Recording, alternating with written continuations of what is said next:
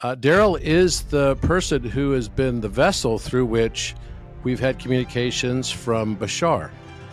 And Bashar is an entity, I guess, that you might refer to him as, that is not from our same existence here on Earth.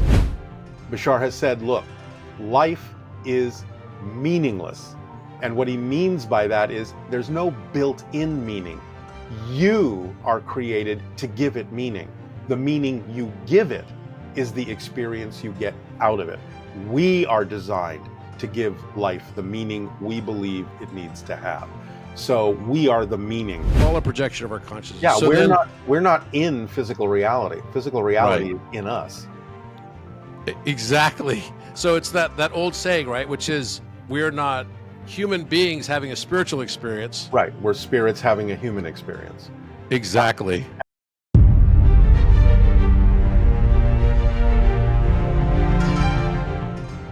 Daryl Anka, what a pleasure to have you here on my podcast, Think Tank. It's such an honor, and thank you so much for being here with me. My pleasure, Robert. Thank you for providing this opportunity. I appreciate it. Absolutely. Well, I have so many things that I want to talk with you about. Okay. And one of them, I'm going to just dive right in if I can, because I think our viewers probably know you quite well. And but for those that may not, Daryl is the person who has been the vessel through which we've had communications from Bashar. And Bashar is an entity, I guess, that you might refer to him as, that is not from our same existence here on Earth, who gives us incredible information on a wide range of topics. And you've been channeling Bashar for about 40 years. That's correct. 40 years. That's incredible. That is absolutely incredible. So I would like to first ask you about kind of how you first came to learn that you could channel Bashar. And then obviously that had a huge impact on your life. And I'd love to kind of hear a bit about the story of that. And then I've got some many questions to go into. All right. Yes. Well, it really kind of started for me back in 1973. I had two very close broad daylight UFO sightings within the span of 1 week, both times an equilateral black triangular craft. First time about 150 feet away, second time only about 60 or 70 feet away. And after seeing something like that in broad daylight, solid in the sky, exhibiting, effects that I didn't think we were capable of producing, I started doing research to figure out what was going on. Because, I'd heard about UFOs, but, we were always told that those things didn't really exist, or it was just some atmospheric phenomenon or something. So having seen that, I knew these things were real and I needed to find out more about them. So I started doing research. And back then, there weren't a lot of books on the subject. They used to be just kind of on one shelf in the bookstore, right next to books on psychic phenomena and other kinds of occult things, as they used to call it. And I came across books on channeling from Jane Roberts, the Seth material, eventually as I continued my research. And 10 years after the UFO sighting, I was introduced to a channel who was bringing through an entity that was teaching different things. And I went to listen to it, and I thought the information was helpful. But at one point, the entity actually offered to teach a channeling class, and I didn't think channeling was something that could be taught. I just thought it was something that sort of happened to some people out of the blue. So I was curious to continue my research. I went into the class, which was a 12-week course, and it was a series of guided meditations. And it wasn't that you were necessarily expected to become a channel. It was to help you get in touch with other aspects of your own consciousness, to use however you wanted to use it, to expand your creativity or whatever. But about halfway through the course, when I was in one of the guided meditations, I received what I can only describe as a telepathic contact from Bashar. It was like somebody shoved a cassette in my head, and suddenly all this information was there in a split second. I understood that the UFO had been shown to me on purpose to get me to start doing the research I needed to do. I understood I had made an agreement with Bashar to do this in this life. And the message from him, as I was looking literally at an image of his face, was, now it's time for you to begin this if this is something you still want to do. Now, all of this was happening in a split second, and I didn't know if I was hallucinating. This was a side effect of the meditation. What was going on? But the minute this was happening in my head, the entity coming through the channel teaching the class stopped talking to the class, turned right to me, pointed at me and said, there's an entity here for you now if you're ready to begin. Wow. And I happened to open my eyes and glance back at one of my classmates. Somehow she had picked up on the image of Bashar that I saw in my mind, and she was actually sketching him on a piece of paper. Wow. So I knew right there, okay, I've got two outside validations that this isn't just my imagination. There's something actually happening here. And I decided, okay, let's see where this goes. So I continued to practice. I got good enough that the teacher asked me to co-channel the next class with him. And during the second series of classes, a woman came in to find out if she could find subjects for her doctoral thesis paper, because she was making a paper on the connection between channeling and psychology, and I became one of her subjects. So I would go to her house, I would channel for her friends, she would take her notes, and she would write her paper that way. Well, the first week was like 5 friends, and then the second week there were 10 friends, and the third week there were 20 friends, and word of mouth began to spread. And we started having to do it twice a week to accommodate everyone. We started then having to actually rent halls to accommodate the number of people. I started getting invited to different cities, then eventually different countries. And here I am 40 years later, still doing this. Wow. So that's so how it that happened. must have like really been bizarre for you in the very beginning. Oh, absolutely. You know, And it probably took some getting used to. How long did it take before you started getting used to, this is my life now? a couple of years. I mean, I knew that as more and more people were asking to experience the information from Bashar, that I was going to probably keep doing it, but it took a while to get used to the energy coming through me because he exists on a much higher frequency. And in the beginning, for the first couple of years, anytime I would start to channel, or just before I would start to channel, my body was trying to get used to that frequency, and I would feel like I was coming down with a flu. I would get pains in the back of my neck or aches in other parts of my body. But as soon as the channeling came through, then it dissipated and I actually felt fine. And it took a couple of years for that to go away as I got used to it. And then from that point forward, the energy actually buoyed me up and supported me. And after the channeling, left me with more energy than I started with. So it became much easier to handle. Something isn't right. The ease of modern digital communication comes with costs. What are these colossal technology companies doing with our words, with our energy, and with our very beings? Can you imagine an event horizon where they use against us what we unknowingly gave? Orion emerges as an end-to-end quantum secure messenger that places the freedom of expression back where it belongs, with the people. More than a platform, it's a movement. A movement to reclaim your voice and freedom. A movement of people with profound ideas and a deep desire to help the human race. Let's get back to communicating meaningfully in our lives. It's time to rise above the surveillance, the shadow bans, and the censorship. It's time to free our voices. In a time when free speech and assembly are absolutely necessary, Orion stands tall, ensuring that you can free your voice.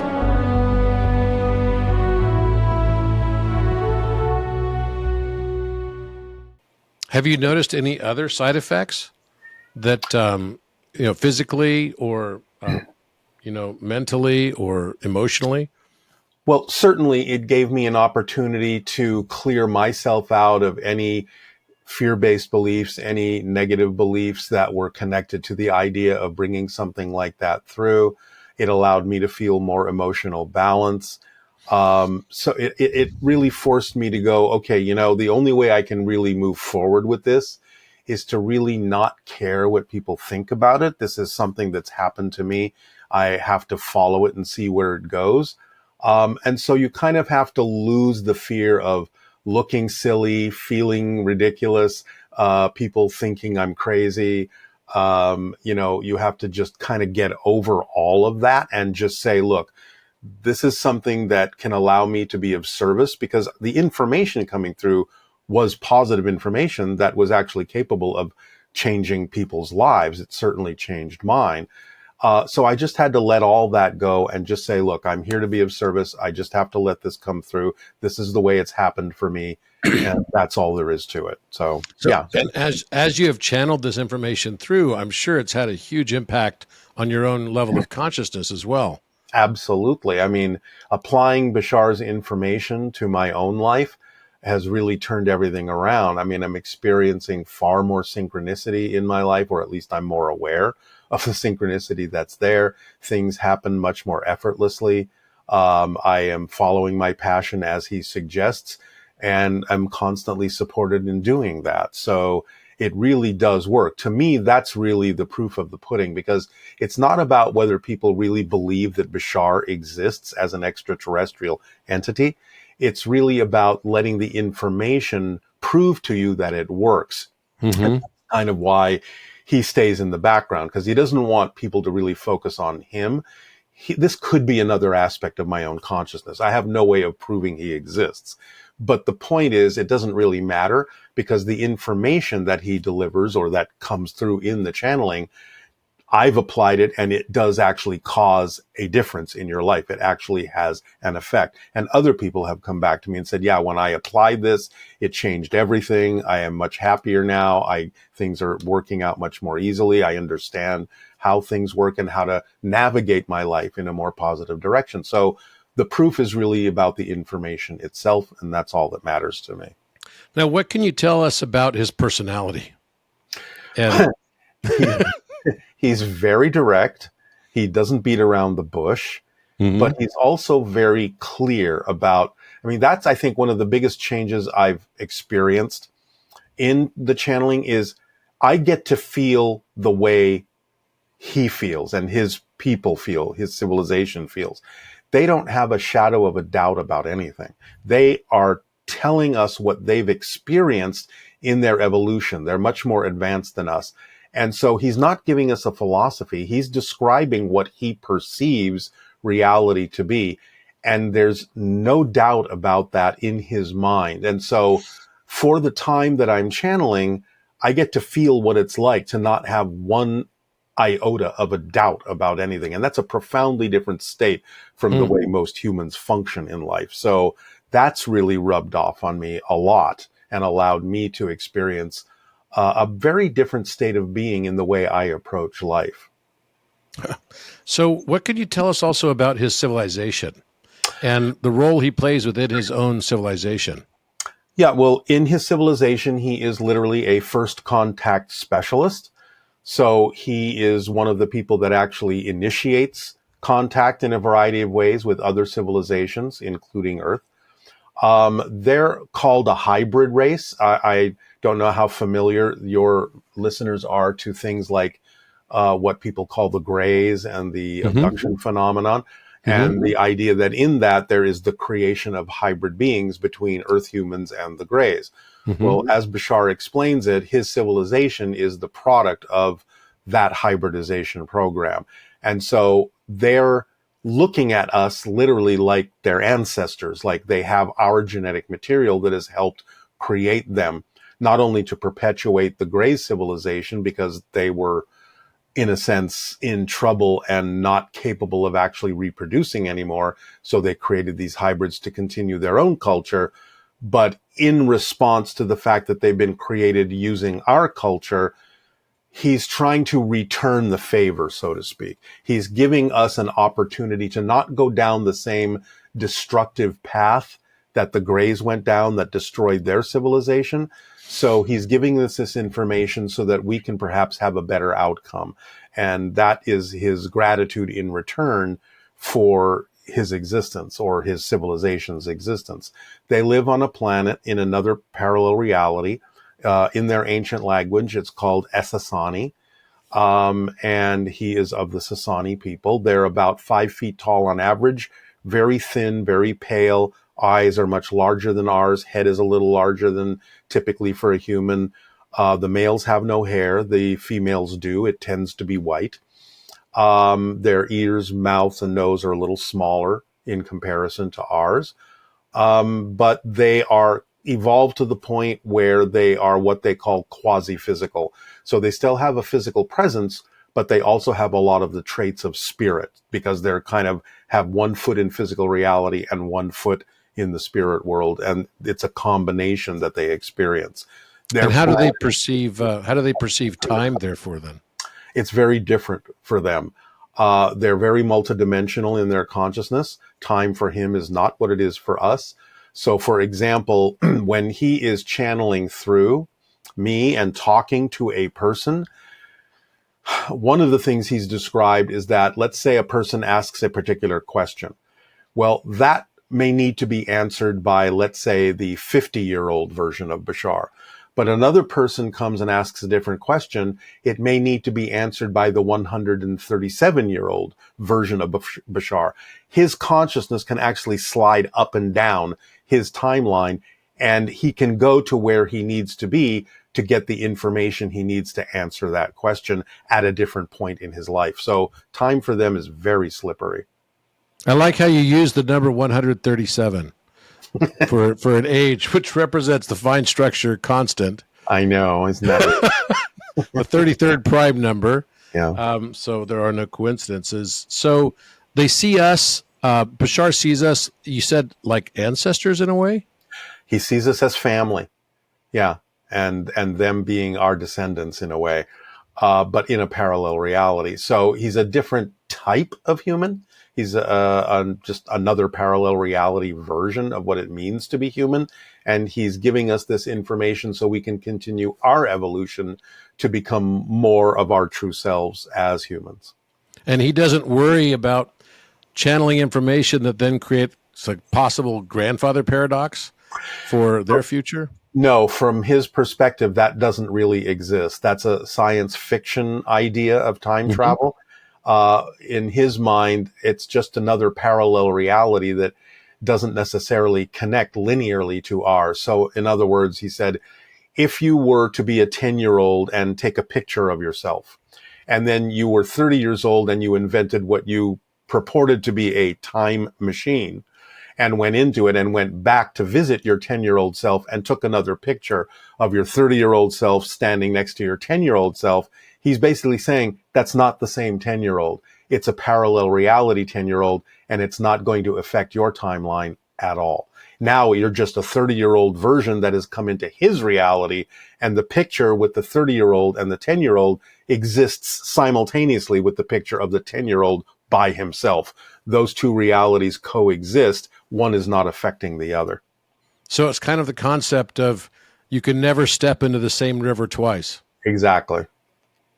Which is interesting, is the water will never be the same. Nothing will ever be the same. Right. Because all the parallel realities from his perspective exist simultaneously. So you're always shifting, in a sense, and going onto a different track. You're not actually going back into your own past.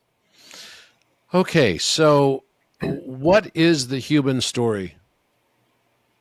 What is this? What is this experience that we're living, and what's the reason for it?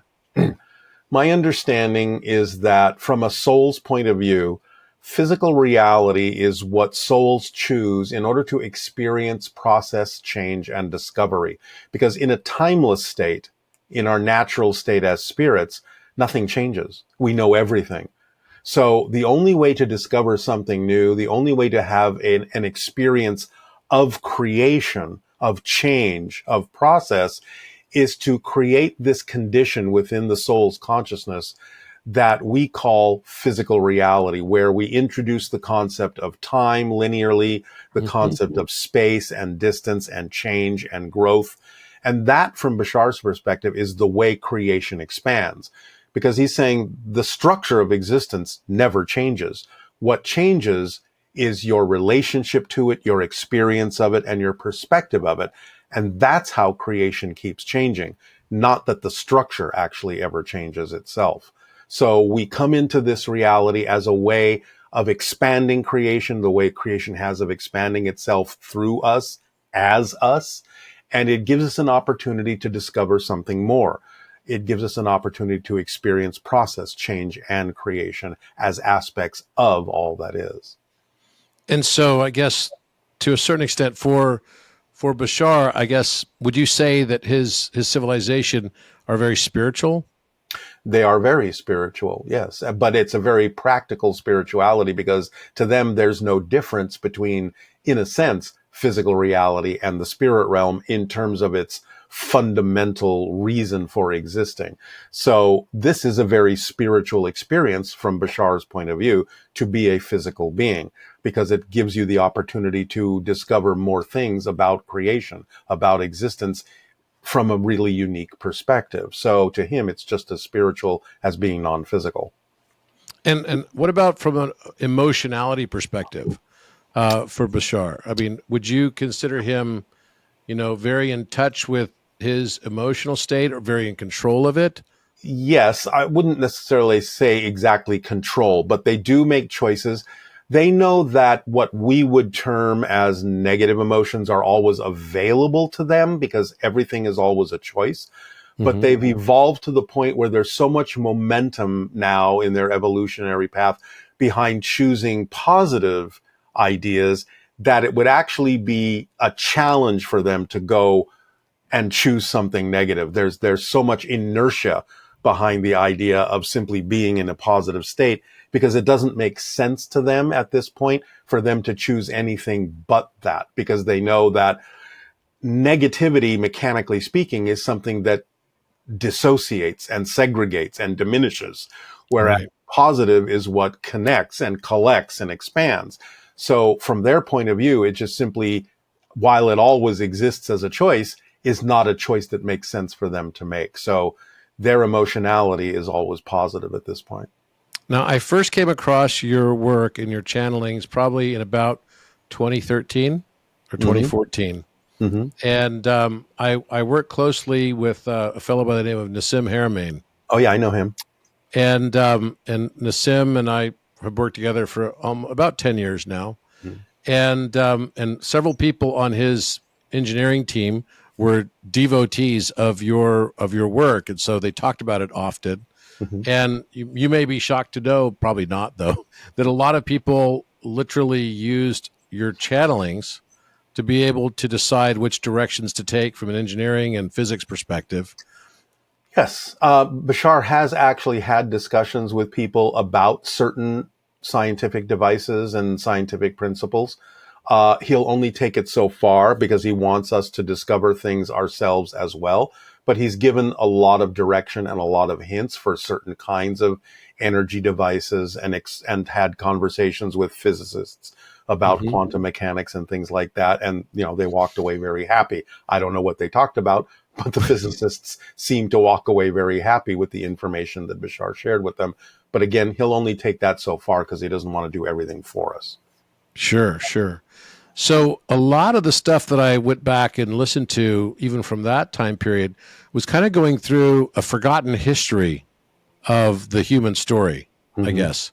And a lot of it centering around Orion and the Orion Wars and such. And what can you tell us about that and how this is evolving? Because I just saw a recent, I guess it was a channeling that you did on the Angels of Orion.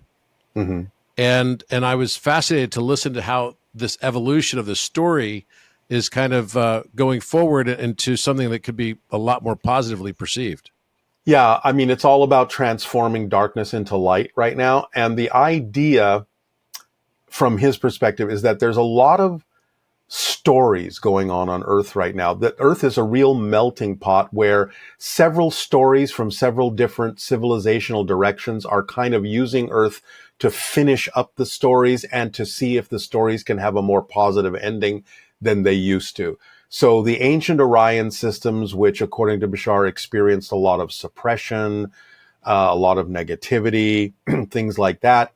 The stories of the civilization that was destroyed that used to live on Mars, the idea of Atlantis that was destroyed. He's saying all of those stories and more are now trying to work themselves out incarnationally, where different people are bringing the energies of those different stories to Earth to take advantage of the cycle of human evolution that is ostensibly now capable of turning limitation into freedom, negativity into positivity, darkness into light, so that all of those stories can find a way to balance themselves out. So there's a lot going on Earth energetically from Bashar's point of view. And that's one of the reasons why Earth is so interesting to him and a lot of other ETs, is to watch how all these stories are basically going to come out.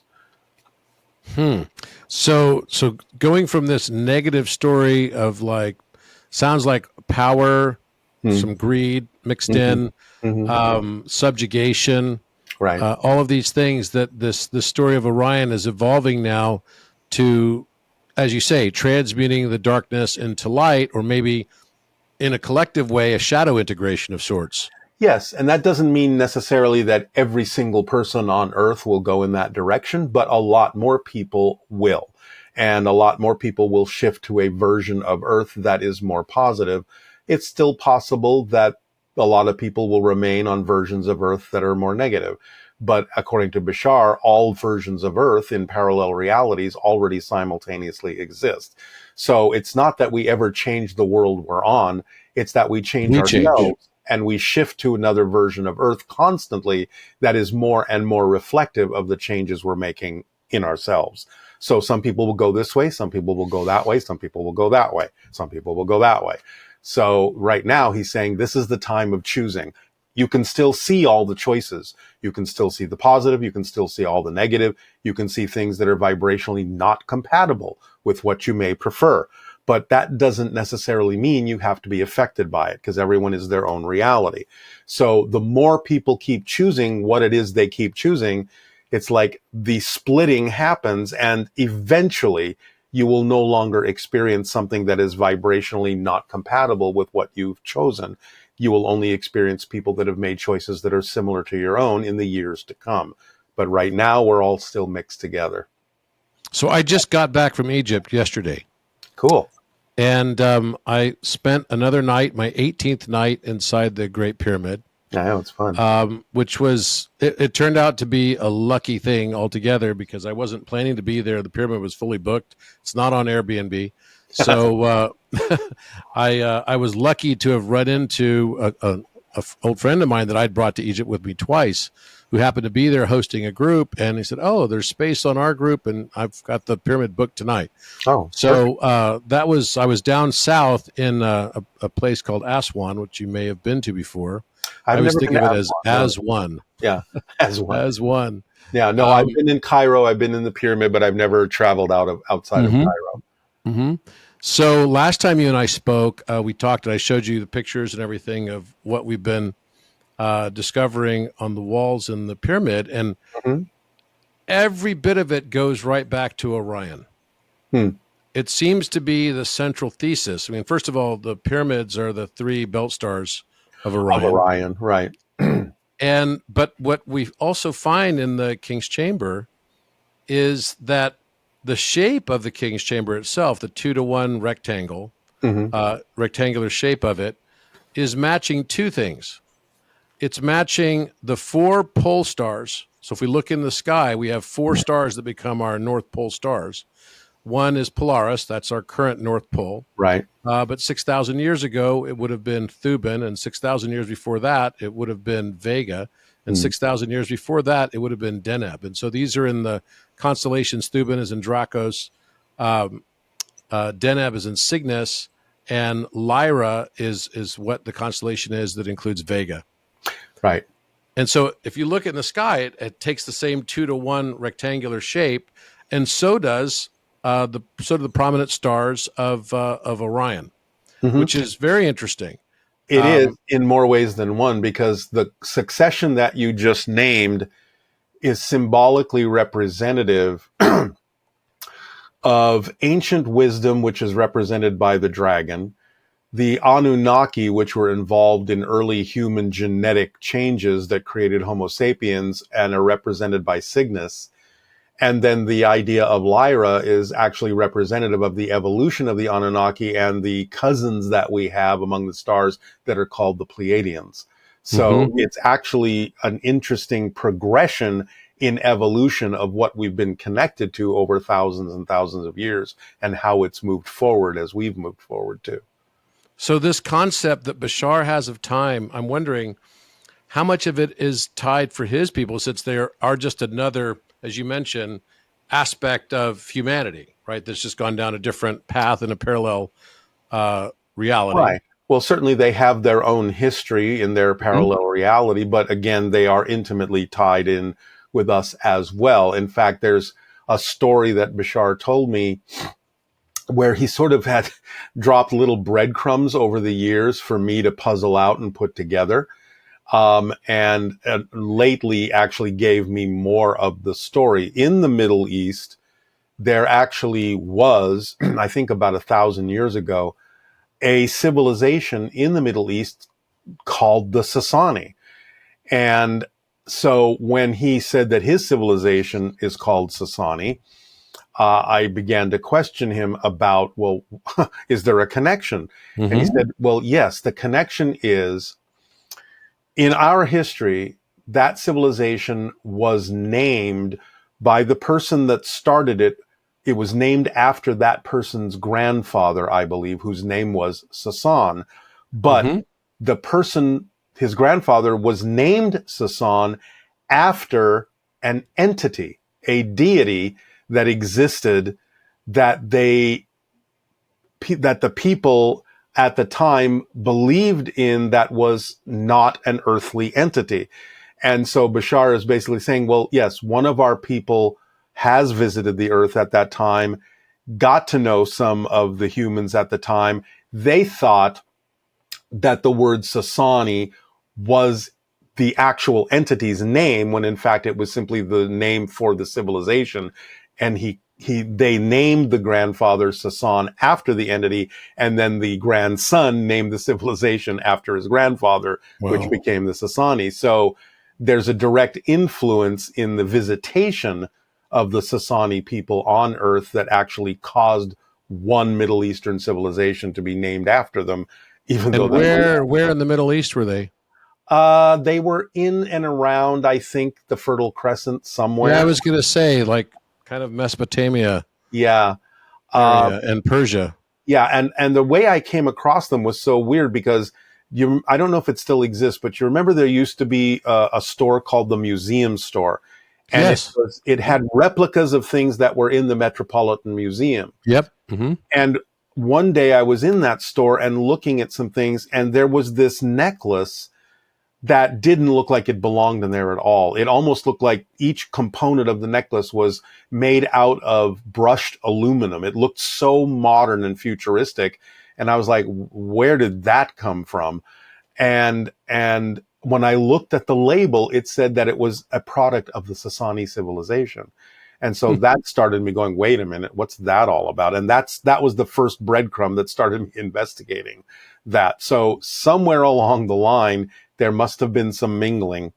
And at the moment, that's really all I know about that. But it's a fascinating connection that Bashar civilization physically has with a civilization on Earth. Well, it's very interesting you talk about the dragon as well and the DNA manipulation, because on the north wall in the King's Chamber, there are several dragons that go across the wall that we've identified, and they actually form the exact structure of DNA. The spiral. So they have two dragons going within each other, and then you see the nucleotide pairs that go across them. Right. And then there's a section at the very end of it where it looks like it's like unzipping the DNA, just like transfer RNA does. Right. Right. And then it turns into another DNA strand, and you could actually see it. Yeah. It's it's quite clear. It's in the Yeah. section of Aries, and the air shaft is in Aries, which also signifies sort of the 0 o'clock or 12 o'clock of the zodiac. And so I'm wondering, does Bashar and the whole civilization, the Sasani, do they find this close affinity also to the zodiac? Well, they don't use the things like we do. To them, these are what they call permission slips. Any tool, technique, discipline, ritual, or object in physical reality to them is something that reflects our consciousness, doesn't control it, but reflects what's going on in the changes in our collective consciousness and acts like a tool that gives us permission, or allows us to give ourselves permission to be more of who we are, to evolve. So he sees all those things as different forms of mirrors that reflect to us what's going on in our consciousness to wake us up to what we're actually doing in creating this reality.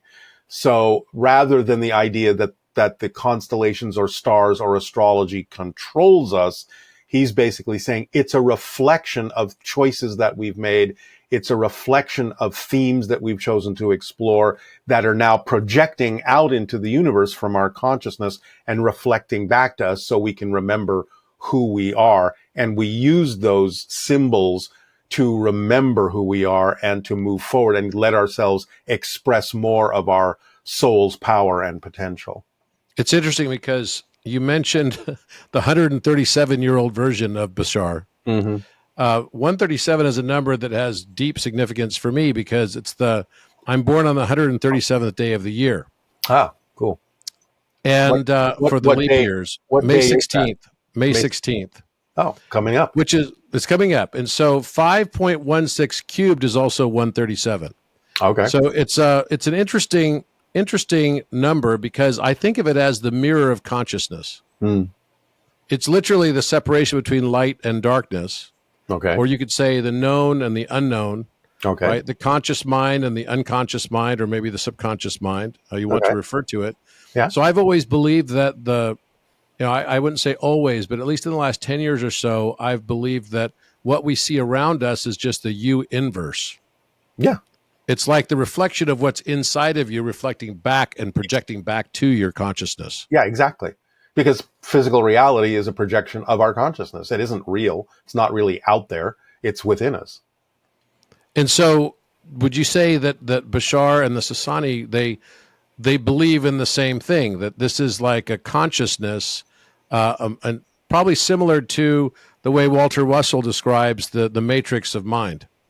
Well, it's not that they believe it; they know it. They know it. They can see it. That's what I mean. He's describing things to us that they can actually see the structure of existence at this point in their evolution. So that's like him saying, "Look, it's not like I'm saying, what color shirt are you wearing? You're wearing this color shirt. I'm just describing to you what I see. It's not like it's not an opinion. I'm just telling you what I'm looking at." Got it. So yeah, they know it to be that. Well, what's interesting is that, just having been in the pyramid the last few days, it has 48 constellations on the walls. The 48 are representative of the decan of astrology, which we talked about. There are 36 of those, 3 for each of the major zodiacal signs. And then the 12 zodiacal signs are also on the wall. So there's a bull, a lion, so the fixed signs of the zodiac. And the reason why Orion becomes so significant, and that's why I was so fascinated listening to your channeling about the angels of Orion, was that essentially it's as if Orion is almost like an hourglass. In that it looked, you could say that it kind of looks like an hourglass as well. The shape of Orion constellation, you could see it as 2 diamonds or 2 triangles merging into each other to a certain extent. Right. And, it can be upside down. It can be sideways. It can be, the other sideways. It can be right side up. And that Orion is essentially passing through the zodiac of these 48 constellations. And it's doing over a 24,000 year cycle, but it's both going forward in time with each month to month cycle right, of the procession of equinox. Right. And it's also going backwards in time through the precession. Mm-hmm. It's like a Mobius strip, Right. right? Or a Klein bottle. Right. And And an infinity sign, kind of almost. like an infinity sign, exactly. And Yeah. so what has been fascinating to me is how this notion of all of those constellations are part of what we think of as the sometimes referred to as the Orion spur or the Orion arm of our galaxy, which Mm-hmm. it's going to take, 250 million years to go around the Yeah. central sun of the galaxy or the galactic disk. Right. And yet, wherever we go, that whole section of the galaxy is kind of moving with us, Right. right? And it's about a 25,920 light year distance between us and the galactic center. This is Mm-hmm. when I started realizing no matter where you are, you become the center of your U inverse. Right? It's like time. I think no matter where we are in time, we would always reckon it probably as 13.7 billion years old or 13.8 billion years old. Yeah. Well, it's always here and it's always now. It's always here, it's always now. And so therefore fine structure constant points to this is what I started realizing that maybe it's all just a matrix of mind, right? Because everything was too perfect. Yeah, it is all a projection of our consciousness. It's all a projection of our consciousness. Yeah, So we're not in physical reality. Physical reality is in us. Exactly. So it's that old saying, right? Which is like we are not, what is it? We're not human beings having a spiritual experience. Right. We're spirits having a human experience. Exactly. And Bashar has kind of described lately the idea that, think of yourself as a soul, if you want to image it as a sphere or a ball of energy. And what the soul does, in a sense, this is an analogy, but it's close enough, is there are patterns and vibrations within this sphere of energy. So when it needs to have or wants to have or chooses to have a certain kind of experience, it takes some of those energy patterns. Now, the sphere stays there, but within it, some of these energy patterns start coalescing and they start moving toward the center and they become denser and denser and denser. And it starts to crystallize in the center into, I guess, for lack of a better term, a little seed that represents all the patterns that the soul is now focused on. That's the physical person within the soul. So it's not that the soul is in the body, it's that the body is in the soul. And Right. therefore, when the physical mind starts to expand, starts to relax the idea of its focus in physical reality, it takes on more of the qualities of the soul. It's moving back toward becoming more like the full sphere of energy that is the soul. So this is a compression within the soul. We never leave the spirit realm. We're there right now. But by compressing a part of the soul into this little physical seed, this concentrated essential idea, then we get to experience physical reality as a dream within the soul, as a focus within the soul that it's having, and it learns from. But then when we die, it expands back out. We become the soul again. But while we're physical, the soul functions as our higher mind. And then we have the physical mind, and the soul guides the higher mind, feeds the higher mind energy at the center of its being where that little crystal seed is. And then when we die, it expands back out, it softens and becomes the soul again. So we have to realize that we are in spirit right now, according to Bashar, and that physical reality is simply all going on within the soul, almost like the dream the soul is having to have this experience. And when you die, it's like waking up from that dream back into your true self. Wow. So that really does mean that we can be the change we wish to see in the world. Absolutely, because it's all about resonance. It's all about frequency. So whatever state we vibrate toward is what we will attract. Yes, that's one of the laws that Bashar has said is what you put out is what you get back. It can't be any other way. You cannot perceive what you're not the vibration of. Conversely, whatever frequency you are determines exactly what you receive. It's like tuning a channel to a radio or a TV. You only get the program you're tuned to. All the other programs may be playing all around you, maybe all there in the TV at the same time, but whatever channel you're on determines the program you're seeing. You have to change the channel to get a different program. And what about a concept of a higher self? Well, that's what I'm saying. That's what the soul is. The part that remains non-physical is the higher mind. And when you then die, when the seed at the center of the soul that is physical starts to soften and expand back out into non-physicality, you become the higher mind. It is your soul. So about a week ago, it's so fascinating. Thank you so much for being here. I'm so grateful. About a week ago, I don't channel, and I've never talked about it, but in this way, I don't channel in the way that you channel. No, the but type everyone, of channeling. But everyone does channel. It's a natural state. When you're following your passion, when you're in the zone, when you're doing what you love to do, you're in a channeling state, which is the gamma state in the brain between 40 and 100 cycles per second. Everyone does it. They just don't call it channeling. Right. Well, when we realize that our brains are less hard drive storage units and more like radio receivers, then you realize that literally all thoughts are non-local. Right. Bashar has often said, the higher mind is the conceiver, the brain is the receiver, and the physical mind is the perceiver. So I love that. Conceiver, receiver, and perceiver. So it is the energy of the higher mind is filtering through the brain as a receiver and translating through the belief systems of the physical mind into what we perceive as physical reality. Yeah. So I started channeling something the other morning about a week ago, and I'm just going to read a few of these lines to you and see how it jives with what you have also gotten from Bashar. Sure. The universe is mental. Realize that you live in a you inverse of your own creation. Your conscious awareness informs your mirror separation of conscious, persona, or mask, and unconscious mind experience, which is your you inverse. The higher self is the playwright, director, and producer, while the avatar is the actor on your life stage. And all the world is a stage. Yeah. The higher self is not bound by linear time-space and is omnipresent, omnipotent, and omniscient, while the avatar is dimensionally limited and is perceptually bound by linear space and time.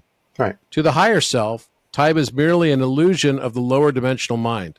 The higher self exists in the eternal now. The avatar perceives past and future, which provide context for a conception of a limited now. What the avatar perceives as destiny is merely the divine will of the higher self for the avatar's unique fractal of consciousness to expand and grow through the realization of its own hero's journey. Yeah. A vision quest intended to transform the avatar into God sentience through experiential learning. This has always been so and will always be so. Yeah. I'd say that aligns completely with what Bashar's talked about, maybe using slightly different words, but the concept is the same. You, the avatar, through direct experiences, will learn how to see that which is unseen. Believe, if not already, in miracles. Mira in Spanish means to look, and clay means key. Look to see the key. You will learn how to see patterns and recognize repetitions within your life experience and the others that you perceive. You will study the art of science and the science of art and realize that everything connects to everything else. Remind yourself daily to reverse the age-old saying of seeing is believing and embrace that indeed believing is seeing instead. Yes, Bashar has said that many times. Seek not validation from others. Learn to accept constructive criticism from others. Be willing to stand for something or recognize that you can and will fall for anything. Learn to see that anything that triggers you emotionally is actually an opportunity to learn and expand your awareness of self. Likewise, practice observing existence without judging or complaining about people, places, or things. Realize that in this life we attract everything that we judge until we no longer judge everything we attracted. Surround yourself with people who practice the same. Abandon erasing or deleting things from your awareness that are unpleasant to you. Instead, see the beauty in the polarity and the imperfections of the world and lean into the discomfort. Remember that all unattractive characteristics you eradicate from your persona will only multiply in your field around you in a new reflection, an absorption relationship. Learn to transmute the pain of suffering resulting from judgment into the gold of soul evolution. Yeah. Yeah, as Bashar often says, in a nutshell, it's not about what happens, it's about what you do with what happens that makes the difference in your life. So remaining in a positive state of being is what allows you to use all these things to create lessons for you that move you forward, that expand you, that evolve you. So yeah. The next section is so funny you just said that. It's like you kind of predicted it perfectly. Know that the world doesn't happen to you. Know that it is constantly happening for you. Just as a hammer perennially seeks a nail, know that consciousness will always attract more self-similar or like consciousness. Victim consciousness leads to more victimhood. Mm-hmm. Like will always attract like. Mm-hmm. When things don't go your way, ask the existential questions why you chose what you chose to experience and learn in this existence. Be resilient, fall down and get back up, fail fast and learn to both appreciate and enjoy the journey of life with all of its twists and turns. Yeah. Yeah. Bashar has another way of saying what you said in terms of, he said, life doesn't happen to you, it happens through you. Mm-hmm. Yeah. Absolutely. For and through is how I often say that too. Yeah. Feel and express deep and authentic empathy and gratitude for all perspectives, viewpoints, people, fauna, flora, and for Mother Earth. Count your blessings in moments of uncertainty and despair. Sincere expression of gratitude raises vibration almost instantaneously. For many, it is impossible to feel the depths of despair while in a state of sincere gratitude for your ability to insert whatever you're grateful for, breathe, your mental capacity, your sustenance, etc. Right. Yeah. Bashar has talked about the idea when people ask him about things like prayer. He has said prayer is really nothing more than a present state of appreciation and gratitude for what you have and what you are. It's not about asking for something you don't have. It's about being grateful for what is. Choose to express love over the desire for the collection of one or many objective truths or facts. Always remember that what you perceive as fact is merely a facet of a larger prism of a more holistic truth. Mm-hmm. The only objective truth is the love that underlies it all. Yeah, Bashar has said what we call unconditional love is actually the frequency of existence itself. That's how we translate it. Genuinely fall in love with the world as it is and without condition. Fall completely in love with yourself. Curtail persistently negative self-narratives and self-deprecating speech. Because what your voice will eventually articulate will become cause and effect. Mm-hmm. Be the change you desire to see and experience around you. Know that no one on earth has a higher percentage of darkness within them than anyone else. While some are more aware of their darkness and others less so, each is at a different stage of their awakening and individuation process. Refrain from judging what you perceive their state of evolution, what their state of evolution and process is. Mm-hmm. Learn to both accept the existence of your shadow consciousness and integrate this awareness into the recognition of that love. Always remember that it is not the enmity that individuals or collectives hold for one another that makes Earth life so difficult, but rather the self-loathing that does this. Yeah. Likewise, it is not the sin that makes life miserable, but rather the shame and the resultant blame that accumulates within us and in our surrounding field of experience. I agree. Any of this not make sense to you, or not? It all makes complete sense, and it's everything that Bashar has been talking about for years. Memorize this phrase and say it often. The more I learn, the less I actually know. Yeah, exactly. Always, always, always commit and recommit to being teachable. Yeah. Yeah. Yeah. And another thing I think is wise is a lot of people get caught up in the idea that, everyone wants to, the people that want to be of service, that want to help. That's great. The thing that they get stuck on is that the idea that they have to change people. And the way that Bashar has phrased it is, look, be of service, help, give people the option to know there may be a more positive way that they could do things. But what you have to also realize is you have to honor their path. So whatever people do with what you share with them is none of your business because you don't know their path. Right. So help is just giving them the option to know there might be another way, but you have to let them decide whether or not to take it because you don't know what their path is. You don't know what lessons they're learning by experiencing what they're experiencing. And who knows, 10 years from now, they may think back and go, oh, now I understand what that guy or girl was talking about.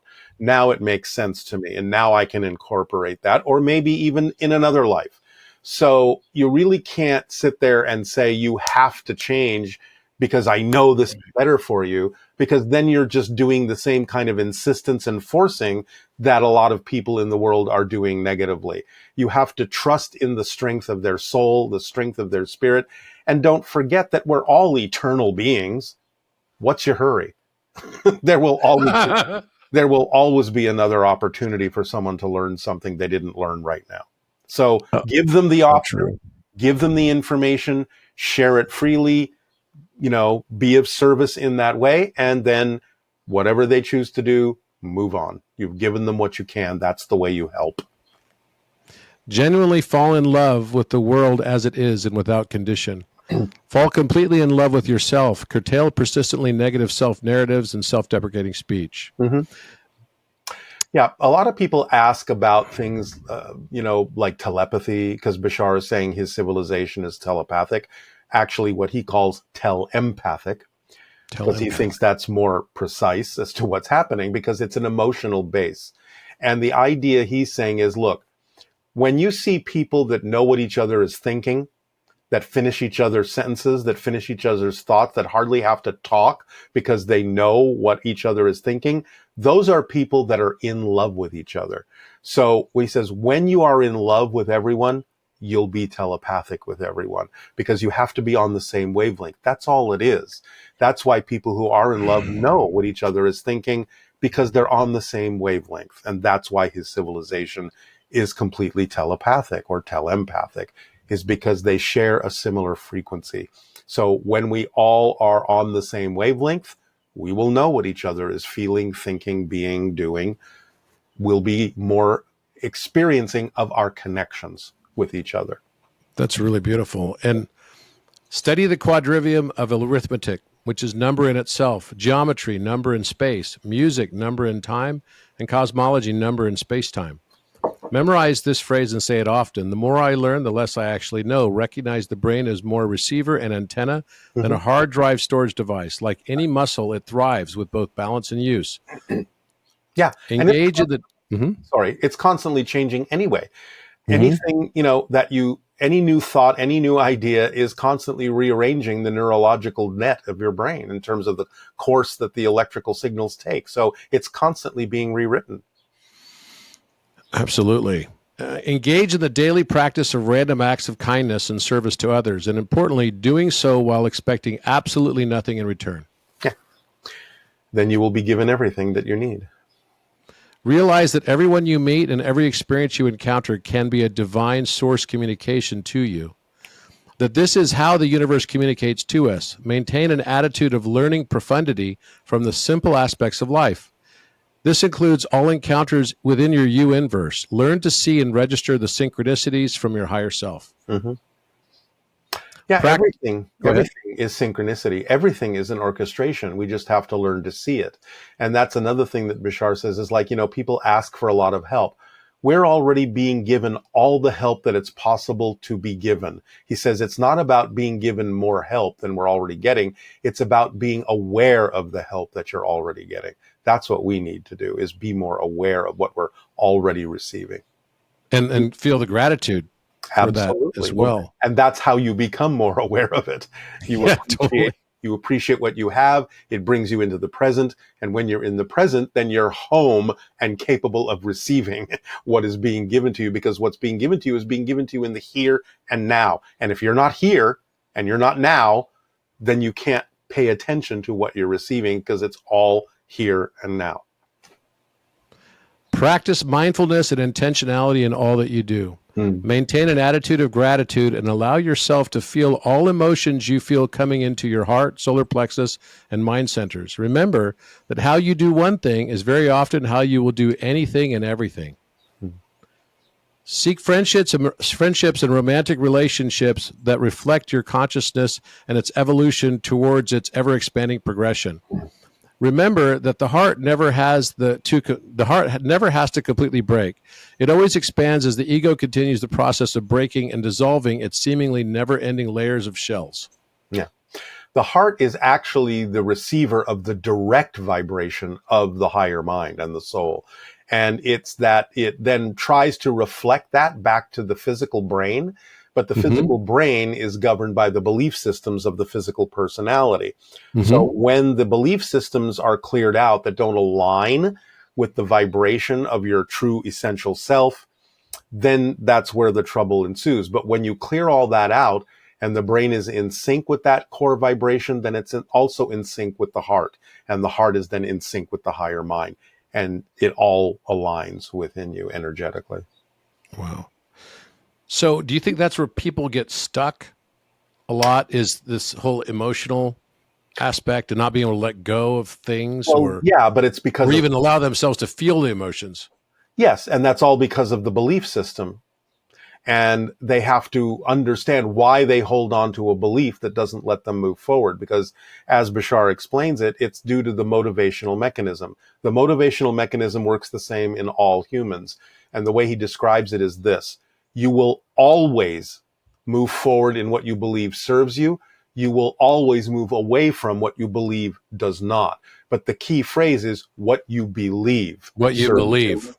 So if you are afraid to move forward because you think that doing so will make something worse happen than what's happening now, as unpleasant as what's happening now may be, you will stay where you are, as unpleasant as it is, because you are more afraid that moving forward will actually be worse.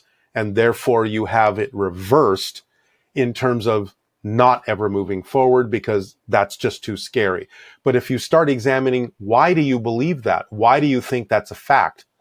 Then you'll understand that it doesn't have to be. It's just a story that the negative belief is telling you to perpetuate itself, because that's what beliefs do. They have to perpetuate themselves, because without a belief system, you can't have an experience of physical reality. So you have positive beliefs, you have neutral beliefs, you have negative beliefs. The positive beliefs will use positive things to reinforce themselves. And we don't have a problem with that because they're enjoyable. But the negative beliefs will use negative things and will make you afraid to move forward so that you don't let that belief go. But if you understand that's just a way that the belief has of perpetuating itself, it's not telling you an absolute fact. It's just telling you a story so you won't let it go. Then you can break free from that and go, okay, that doesn't have to be true. Why am I holding on to this? Why do I believe that's true? You can look around and see that many people might be doing the kinds of things you would love to do. So if they can do it, why can't you? It's only because you have been taught to believe that it's not possible for you. But that's just a story. It's not an absolute fact. One of the things I love to do in my business world life is an exercise called start, stop, continue. And so I ask my teams, what are the things that, we should start doing that we haven't started doing yet? What are the things that, we should stop doing because they're just not serving us, they're not working? And what are the things that we should continue doing that are working well and we should expand upon? Right. What would you say, based on all of your channeling with Bashar, what would Bashar say would be for humanity our start, stop, and continue? What he basically says is you have to pay attention to the way synchronicity presents itself as your signposts, as your guide rails. Because in his mind, there are, let's say, 3 types of synchronicity. There is truly negative synchronicity where you are victimizing yourself and you're spiraling downward, and then things keep reinforcing that downward spiral. And you can sort of label that as negative synchronicity because you're attracting more of the same because you keep judging yourself and going deeper into that pit. But there are 2 types of positive synchronicity from his point of view. And he equates it to the idea of traffic lights. So there is green light synchronicity and there is red light synchronicity. And basically he's saying, look, green light synchronicity is whatever it is you're passionate about. You have to have the ability to act on it. So green light synchronicity brings you an opportunity that you're excited about and gives you the ability to actually do something about. You can act on it. Red light synchronicity may still be representative of what you're passionate about, but red light synchronicity is saying, not yet, not now. This is not the next step at this moment. look for something that is a green light synchronicity so you can move forward.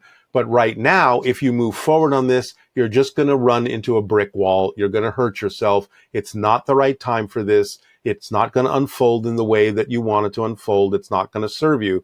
So you have to trust the timing of the way the synchronicity comes to you and says, this may be your passion, but this is not the step to take now. You may have to go over here. You may have to gather more information, more experience, so that when it brings you back around to when you can act on that particular expression of passion and the light turns green for you, then you have more ability, more skill, more appreciation of what it is you're able to do with that. And it gives you a more full, well-rounded experience. So the green light synchronicity and the red light synchronicity literally act as guide rails to keep you on your path. You just have to trust the way that unfolds. But you also have to pay attention when red light synchronicity comes up and you're not moving forward or not able to move forward. You have to pay attention as to whether you're the one that's dampening that excitement and stopping yourself, or whether it's truly red light synchronicity saying this is not the move for you to make right now. So it takes honest self-investigation to make sure you're not the one killing the excitement and not feeling like you should move forward, or whether synchronicity is simply telling you this is not the step to take at this moment. So it takes a lot of knowing yourself to be able to really discern the difference. Wow. That's very interesting. I think, what percentage of the population do you believe actually gets that right? I do not know. I'd hazard to guess. I really don't know. I don't think it's certainly a large percentage of the population that understands that. But Yeah, I think they're you're learning. right. But people are learning. I had to learn it. Again, this is the value I get out and the gratitude I have for being the conduit for Bashar, because that stuff rubs off on me very quickly and I get it. And it gets me to a point, and I have to kind of watch this in myself. I feel them and their conviction and their knowledge so strongly that sometimes I have to remind myself that what I think of as obvious, other people don't. And it's Yeah. like, I can't quite get why they don't get it, but I have Yeah. to accept that they don't understand that. And so that's fine. But it's become not just second nature, it's become first nature for me, to the point where I really don't understand why people can't understand how things work, because 40 years of Bashar rubbing off on me has just made it. Well, and you're right. As you started off by saying, he doesn't beat around the bush. No. Very, very direct and articulate. Yeah. Like, doesn't really mince words about it, which is No. fascinating. No. I'm sure Well, that would have had a huge impact on your consciousness. oh, absolutely. And, people have to remember he's not actually speaking English. He's just sending thoughts. My brain has been trained to translate them so that they unspool in the language that I was raised to know, which is English. But I could see in certain incidents in my life in the past how I was kind of being set up to give him what he needed for this to happen. Like, for example, my parents always told me that when I was a year and a half, I was reading magazines, not kids' books. I was reading full out. I've never understood why people couldn't understand the rules of the English language. It just came natural to me. And now at this point, I understand that the vocabulary I have is something that I needed to have so that his thoughts can be articulated clearly to us that way. It's a really strange phenomenon, because when somebody asks a question, the entire answer is there all at once. It just takes time for my brain to unspool it into language. But have you ever had a disagreement with him? No, there's no such thing. No such thing, because it just comes through. And yeah, it's like the analogy I often use is, right now I'm driving the car. When I allow him to come through, I slide over to the passenger seat and he's driving the car. I can look out the window and pay attention to the trip because I don't have to pay attention to the road anymore. I can even have a separate conversation with him while he's talking to you. So it's a really strange kind of experience, but I can learn things I want to learn while someone else is learning things they want to learn in the conversation with him. So yeah, it works that way. Okay. So I'm on number 20 now. Match your frequency through modulation of your emotional states. Never forget that we perceive the world as we are and not necessarily as it is. Right. Learn to identify and match vibrational states of your desires on a moment by moment basis. Bring these desires into your material world perception through this matching process, gratitude and intentional choice. Yeah, that's what he's basically saying. No one really affects you directly. You have to match their frequency and you affect yourself. So it's all about resonance. It's all about vibration. It's all about frequency. It's what you put out is what you get back. So no one can really, in a sense, influence you. You are simply, for some reason of your own, because of your belief systems, agreeing to match their frequency, and you're influencing yourself. Embrace the value and beauty of your unique expression, perception, and individuation path. Your unique perspective on life and all things is a highly necessary aspect of the universe. The universe expands its wisdom and empathy through these unique perspectives. Our observations through the lens of conditioning bias from the foundation of experience and emotional response. The only thing that is real in this universal mind matrix is how we feel. Likewise, there are no mistakes, only learnings in this matrix of mind. Know that you will continue to experience the same life lessons until you have ceased the negative judgment of the opposite learning. Be aware that this you inverse will learn precepts through experiencing opposites. Yeah. If you're here to learn unconditional love, for example, then your recurrent life theme will be conditional love and betrayal until you no longer judge negatively conditional love and betrayal. Know and repeat back to yourself daily that you are perfect, complete, and beautiful just as you are. Earth can either become a heavenly paradise or a hellish escape room. The choice is ours. There will be no escaping Earth. There is only the transcendence of the past Earth experience, and this only when you genuinely fall in love with the entire experience without condition. Right. I always love the story of Edison's invention of the light bulb, because I think he tried over 2,000 times to find the right materials to make it work. And when he finally did, I think a reporter asked him, how did it feel to fail 2,000 times? And Edison said, I didn't fail 2,000 times. I found 2,000 ways to not make a light bulb. Now, no one else has to do that. Well So said. that's, again, looking at the experience and the process as a learning experience, as lessons that improve us bit by bit by bit. We are here to go through the process. The process is the point. How do you feel about this concept that we all are like divisions of the universal source consciousness, We are. and that through our eyes, it is observing itself and Yes. building the Akashic record of our emotional states? Yeah, I mean, Bashar has used the analogy of a hall of mirrors. So if you imagine that all that is in the center, and all the reflections are reflections of it, but they are all at different angles. But in this case, they all happen to be conscious entities, because that's what it is. It's all consciousness. So yeah, it's like all the reflections are another aspect, another way of looking at itself, another way of experiencing itself, because it has all of these reflections from different perspectives and different angles.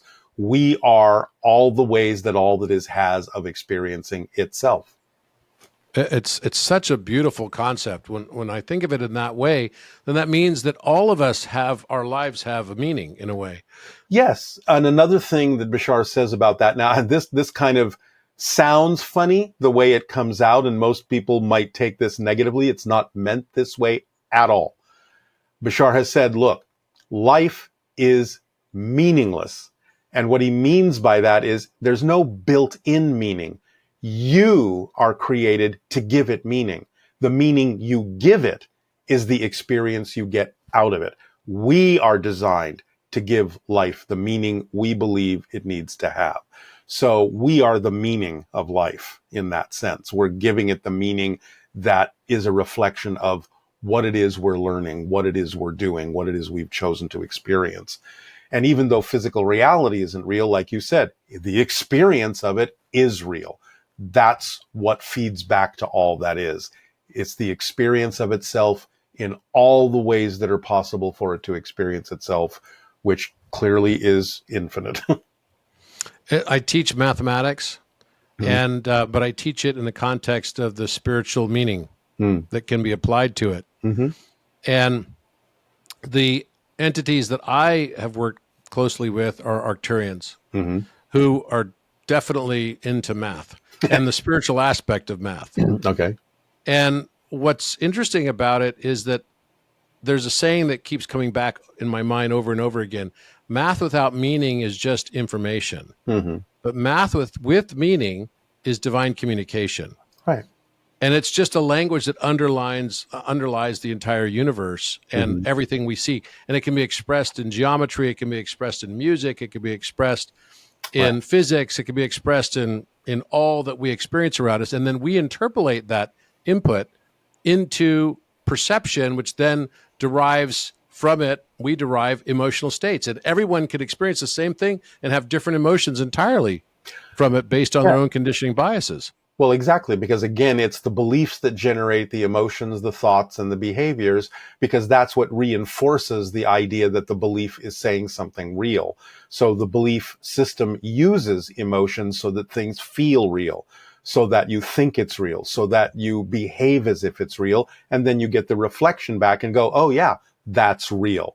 So, but it all starts with the blueprint, which is the belief system. So I don't know if you've seen this yet, but I have the Apple Vision Pro goggles. Yeah, I've seen them. And it's pretty remarkable Yeah, because you come to the conclusion immediately that we live probably in a simulation already. we do, And but it's our yeah, simulation. it's our simulation. Yeah. And so the paradox of it is you put the glasses on and there's this one tester thing that you can do, which has this dinosaur that comes straight up into your face. And it looks so realistic. Yeah. Like within a few years, you would already recognize the only thing that's missing here is the bad breath of the dinosaur, They'll get to that. right? And maybe the breeze outside or something. But Yeah. those two will end up getting assimilated into this type of architecture. Right. Well, and the reason we're doing that is because really we're evolving to the point where we do, at least on a subconscious level, know that this is our simulation. So we're creating representations of that in our consciousness. Because as Bashar says, our technology follows what our consciousness suddenly knows. So when we suddenly know about the idea that, there might be things out in space, we create rockets and we go out into space. When we start to know that our reality is a kind of simulation that our consciousness is creating, we create simulation technology. It's all a reflection of what our consciousness is going through. Because we perceive not the world as it is, but as we are. Mm-hmm. And what's interesting then is then you start to realize, well, then of course, this is why we're now as a species going after artificial intelligence. Exactly. The And thing, it reminds me of the Kabbalistic practice, which you may know about, of a golem, mm-hmm, mm-hmm. which is to make the clay man. Right. And the clay man was a rabbinical practice where at a certain stage in your spirituality progression, you would start to make a clay man. Mm-hmm. And then they would put the Hebrew letters on top of the head, which was emet, Right. which means like truth. It Mm-hmm. means truth. But also, emet, just coincidentally, is time backwards, Yeah. which is So, emission of light. And I am the light and the truth, right? I'm the truth and the light. Both of those things have this synonymous relationship with each other.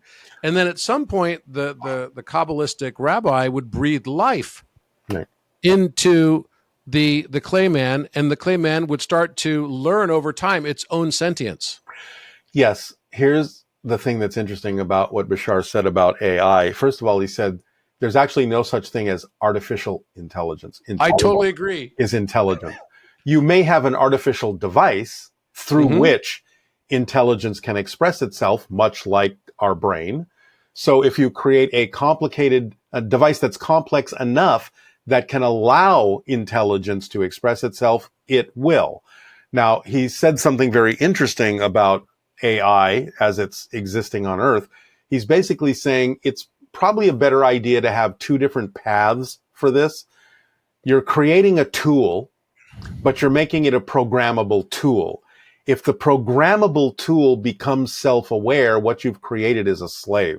because it is subject to its programming and it can't go beyond that. So you'll get something that rebels against you.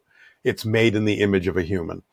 But he's saying if you really understand that you can take another path and just create a device that is complex enough for intelligence to express itself through, it will be real intelligence. It will actually help you because we don't understand what true intelligence is. True intelligence always works on holistic principles and would never seek to get rid of a part of anything because it is part of the whole and it knows everything is important. And he said, when you invent such a device and you're talking to it, he said, what you will be actually talking to is your own higher mind through it. So, wow. No, that makes total sense. Yeah. But it also makes sense as to why we are where we are. And this is, even for the Kabbalistic rabbi, the whole process is meant to emulate a creator mindset. And also to allow the next generation to exist. Have you ever seen this film on YouTube called The Maker, where it shows this little clay man making another clay person? He's like, shows up in this world. There's a little hourglass. He doesn't know what to do. And he starts looking for the instructions on what to do. And then you realize after watching this for like 4 minutes, like, wait a minute, this is what we're living. Yeah. Which is kind of a trippy thing. The next thing I have is take risks, be vulnerable, embrace discomfort, love deeply and completely, leave nothing on the table left unexperienced. Live every day as if it were your last. Never forget the most important learning from life is simply to learn to love and to be loved in return. There is no actual death, only a physical transition to another like plane of existence again. Like will attract like. There is no God judgment either during or after this life. The only real judgments are self-imposed, self-inflicted, and your own. Right. If you think you can or you think you can't, you'll be right. Right. Be an optimist. Be kind in your dealings while remaining firm, standing for your beliefs and passions. Statues are never erected for pessimists, and recognize that pessimists never refer to themselves as pessimists and prefer to be known as realists. Become acquainted with societal conditioning biases and the patterns of your experiences and various conditioning biases you unconsciously subscribe to unknowingly. Know that the only real obstacles in this life are the ones we persistently believe in. Yeah. I think one of the more important things Bashar has said, and it's something to really recognize in terms of, trying to change others. And this is not meaning that everyone is this way. But he said, when you have to think about the psychology of denial, it's actually multi-layered, because people that are in denial of something are also in denial that they're in denial.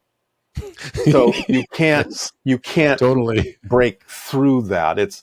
They have to come to the realization themselves, and they have to break those walls down themselves. And a lot of it has to do with self-judgment, self-worth, issues of, surrounding those particular psychological belief systems. So, you just have to love them. You have to have compassion. You have to encourage them to seek, encourage them to explore, and let them know it'll be okay no matter what, and that's really how then they take it upon themselves to dissolve those barriers and experience something different. So someone who's in denial cannot see that they're in denial, in effect. It's like the knife that cannot cut itself. Right, exactly. Or the light that can't illuminate itself, or the fire that can't burn itself, as Alan Watts would describe it. Exercise your talents. Explore your depths. Have fun. Learn to create and play in this beautiful world of God, remembrance, and realization. When you are ready and have mastered the above precepts, you will transform your universe into a paradise through love, an existence without scarcity of resources or even time itself. The destination is set, and there is no failure or running out of time. There are no mistakes. Fall in love with your soul journey your higher self has chosen for you to experience. Surrender to the beauty of this divine unfolding. Yeah. Why not? Is there anything in there that Bashar would take issue with that I read to you? No, he's basically talking about the idea of surrender many times, where people think that the word surrender, that the definition they have is of losing control or giving up control. He's saying surrender isn't giving up control. Surrender is surrendering to the control that's automatically built into us. We're going with the flow when we surrender. We all have a flow. We all have a current in the ocean of creation. Our current knows exactly where we need to go. We have to understand that that is the control that's already built in. And we need to just go with it and stop swimming upstream and stop resisting. Because from his perspective, what we call pain is simply resistance to the natural true self. We're going against the grain. And therefore, that's painful because it's not being who we are. And it's painful to be someone other than who we are. It takes Indeed too it much is. effort. It's exhausting. And that's why people are so exhausted, is they're trying to be something they're not, because that's what they've been taught they have to be. So surrendering is actually surrendering to the truth of yourself, going with the current, going with the flow, and you'll find that everything is under control. It all unfolds automatically. It's interesting how the whole experience does pivot around the duality experience and being able to transcend and realize that's really just the illusion. Yeah, and one of the ways to easily do that is to realize that it's not just the idea of it being a duality, it's a trinity. It is, there is a neutral balance point in the center. Yep. And when you can come from that center point and see that the polarity is coming from that center point, and it's just a matter of perspective, and you can balance it, then you can transform. So, what do you think then Bashar would say as far as what we're about to go through and experience in this world? Like, it Well, definitely feels like a time I think all of us feel kind of like, whoa, this is uncharted territory. well, this is the time of choosing, according to him. That's what I'm saying. It's where all the parallel realities are coming together and splitting apart, and we have to decide what train we're on when it leaves the station. So right now, all the trains are leaving the station. Each train is a different perception of reality, and we really need to choose the one that works for us, that fits our belief system or fits what we desire to be, because eventually the trains are getting farther and farther and farther apart. And it'll be more challenging to go from one track to another. Eventually, we'll only see surrounding us all the people that are believing the same kinds of things. We will no longer see people that are vibrationally incompatible to us and our belief systems in the years to come. Right now, we can still see it all. So he's saying, so make the choices that are true for you and be on the train that is going in the direction you prefer to go. Because you're shifting to different Earths that all simultaneously exist, and you are navigating to the Earths that are going to be more reflective of the choices that you're making. So make positive choices, and you will eventually see that yourself and others are on that positive version of Earth. We never change the planet we're on. We change ourselves, and we shift to different versions of Earth that are more reflective of the change we've made within ourselves, as we originally said. Has Bashar ever said anything about the hero's journey? Oh, absolutely. He's talked about the fact that story structure is not something that we invented. It's something we discovered that exists within our psyche. And that's the best way to preserve information, is to tell a story. That's why certain stories have lasted for thousands upon thousands of years. If you follow story structure, you're hitting certain chords that are built into our psyche. And that's the way we retain information and learn and grow. And it's the way that we train ourselves to actually transform, is by going through that journey, following story structure within our own lives, so to speak.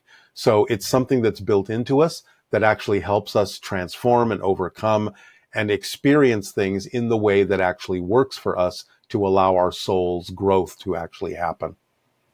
So I guess then if we attract everything we judge until we no longer judge what we attract, I guess the best prescription for the future would be to raise your vibration to one of love.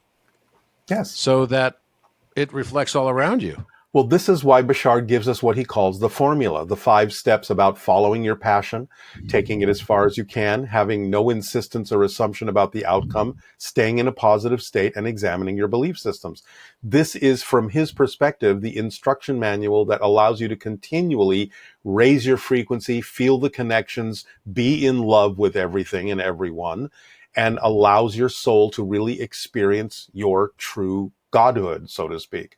So yeah, it's all about being in love with everything, being in love with existence and creation and yourself as part of it, and allowing yourself to see the whole picture, see all the connections, and be a living example of that vibration, of that frequency, of that energy, to be of service to everyone, including yourself. But it is kind of funny though, because we can know all these things Mm-hmm. and the precepts are clearly there, Mm-hmm. and yet living it is another thing. When you're stuck on like Riverside, or your iPhone is not working, or But I was in again, Egypt last week. I get my cell service wasn't working, and I yeah. was like, okay, how do I stay zen in Well, this moment? exactly. Because that's what he's saying is you don't know why that's happening. I'm going to use a crude example that he's used. You're stuck in a traffic jam. Okay. Look around and realize you may be there for your own purposes, but you also may be being of service to someone else who needs to be in that traffic jam and realize something. So you may be doing it not necessarily because it's so important for you, but you're willing through synchronicity to be part of the group that is helping someone else. And he's saying, how do you know that if you were traveling at 80 miles an hour, you wouldn't have been in an accident 5 miles down the road and died? So the traffic jam just saved your life. So if you stay in a positive state, it doesn't mean you will always know the reasons for why things happen the way they do specifically. But what you have to know is that it is a synchronicity. And if you stay in a positive state, you will get something beneficial out of it. And you don't have to always know the reason why it's happening. You just have to know that it is all an orchestration that's serving someone, maybe you, maybe others, somehow. And staying in that knowledge is what will allow you to experience more ease, more effortlessness, more joy in your life by treating everything as a part of the orchestration, a part of the connections that we all have. It's all part of the divine symphony. It is And it all. makes sense then when we think about the constellations and the mythology that's part of our psyche. Mm-hmm. All these mythological stories Mm-hmm. that we have that relate to the constellations are likewise somehow part of the realm of forms, Yes, as Plato would describe it. it's part of the story structure, part of the human experience. It's part of our evolution. It's part of our story. Yeah. So it's so interesting to think how we can create the negative world around us Mm-hmm. by judging it negatively. Well, And so when that means then that if I'm fighting against something, mm-hmm. right, whatever it is, something that I'm unhappy with, I look at the world and I don't like this aspect of the world, what I will create paradoxically is more of that thing Yes, in but my experience. yes, see, people have to learn they can observe things and recognize when something is vibrationally incompatible with what they neutrally prefer, what they recognize as what is really true for them. But the emotional engagement doesn't have to happen in a judgmental way. Yes. It's just an observation. And it's like, okay, This this is is that not me. middle zone that you're talking about, the Exactly. middle way. Exactly. It's like This the is X not in me. the Alpha Chi Omega. Yeah, this is not me. That doesn't mean I have to get angry about it. It doesn't mean I have to get fearful about it or worried Triggered. about it or Mm-hmm. triggered by it. This is simply not me. And therefore, that's a lesson I have learned, because even Bashar says sometimes you may manifest what you don't prefer. But the way you use that is then you have a clearer idea by contrast of what you do prefer. So you have used what you don't prefer in a positive way to clarify what you do. That's a positive way to use what you don't prefer. So you remain neutral, you go into a positive state with it, and you learn a lesson from it. It's like, thank you for showing me that. Now it's clearer what I do prefer. Because, as many people have said, it's much easier to see the light when it's surrounded by darkness. So thank you, darkness, for showing me the light. Yeah, the first thing I do when I go to buy a diamond or something is say, can you put it in front of the black velvet cloth? Yeah. Because it brings all the light out in Now it. you And know what you've got. Exactly. So we need the polarity because we need the contrast to understand how to make those choices more clearly. It's as simple as that. this is when I realized, I think, that I experienced a really bad betrayal Mm-hmm. in 2016. And it put me on my, spiritual path in a more significant way. It had already started around 2010 Sure. for me, but in 2016, I really had a big, difficult experience. And what I experienced was betrayal. And then I finally realized through it all Mhm. that the whole thing I was meant to learn was unconditional love. Yeah, you were able to use that to learn a lesson that moved you forward in a positive way. And that's exactly the idea. Life is beautiful when we allow ourselves to see the beauty Hmm. and recognize as well that 90% plus of what happens to us is not really what happened to us. It's what we believe happened to us, just as you said. Exactly. Because, you even see that when people argue. Most times when people argue, it's really not about what they seem to be arguing about. It's about something deeper that they're not willing to look at. So true. And last year I came to this realization. I finally just woke up one morning and I was like, okay, maybe enlightenment is when your expression of love supersedes and exceeds your desire for one objective truth.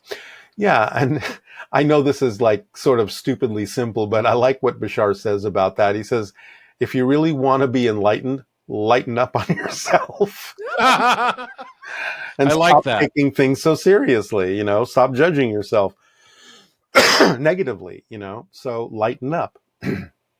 I love what you said earlier about the conceiver and then us as the perceiver Right, the brain is and the receiver, yeah. the brain is the receiver. That Hmm. is so genius. It's so simplistic and so genius at the same time. And common sense. Yeah, A lot of people think that genius is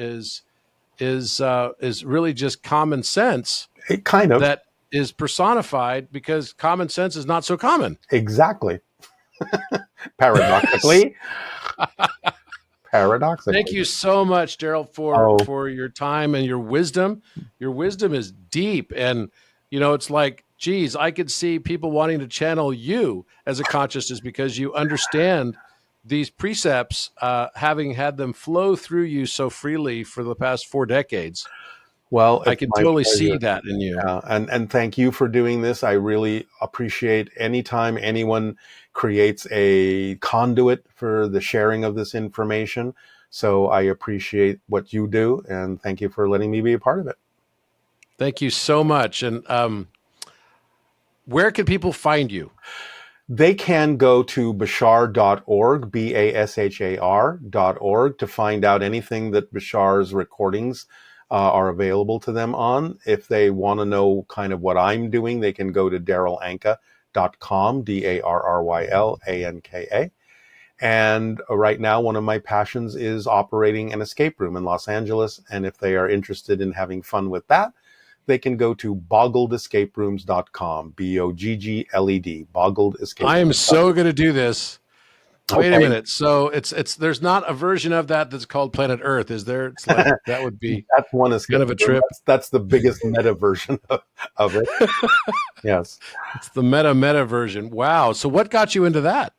Well, we come out of the film business and we were looking for something that uses the same skill set of building sets and telling stories and making props and things like that. But what I like about it is now it's three-dimensional. The people get to be in the story. It's like being inside a video game instead of just playing it on a screen. So I'm very excited about the different escape rooms that we're going to be creating in order for people to have these different So this is adventures. totally new for you then. Yeah, we've been doing it for about a year, and now we have our one adventure. Now we're working on building our second adventure, and eventually we'll have a third and expand from there. So everyone that's interested in having some fun, solving some puzzles and finding clues, come along and enjoy. How fun is that? So say the name of that again. Boggledescaperooms.com. Boggledescaperooms.com. That is outstanding. I love that. It's something similar to what we're doing as well with our Maya. I have a game called Maya that is on Apple Vision Pro, Mm-hmm. and it's hosted on our platform called Orion, which is pretty funny. Cool. And it's a social media platform that's the largest encrypted group chats and social media discussions and everything that it uses quantum secure encryption and all that. So it's kind of funny that there's so much overlap Oh yeah. because, well, we must live in a universe Yes, absolutely.